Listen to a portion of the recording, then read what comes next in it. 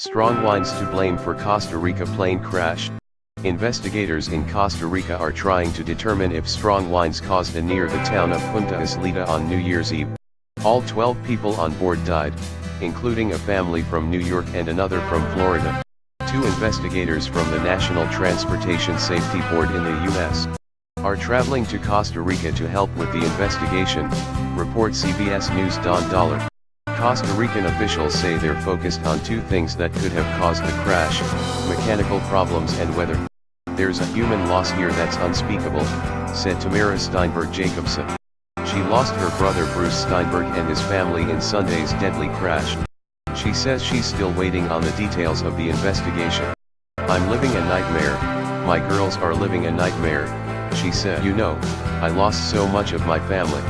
When first responders arrived at the scene of Sunday's crash deep in the forests of Costa Rica, they found the wreckage of the single-engine Cessna in flames.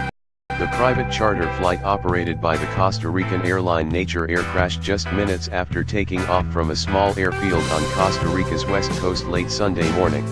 The plane was headed for the capital city of San Jose. Aviation officials say before picking up passengers at that airport, the Cessna Grand Caravan attempted to land just before 11 a.m., but winds of more than 28 miles per hour were too strong. The plane was forced to wait at a nearby airport before successfully attempting the landing a second time. 30 minutes later, the plane departed with 10 Americans on board and crashed. Among those killed in the crash were Bruce and Irene Steinberg and their 3 boys from Scarsdale, New York. Olga Villatoro was the Steinberg family's longtime nanny. "I don't understand," she said. "Beautiful kid. Respect me always." Mitchell and Leslie Weiss were also on board with their teenage son and daughter. Spencer Hornsby lives next door to the family's home outside Clearwater, Florida. "You never want it to happen to somebody that you know. And they were a good family," Hornsby said. The 2 families on board were part of a tour group led by Amanda Geissler, the 10th American lost in the crash.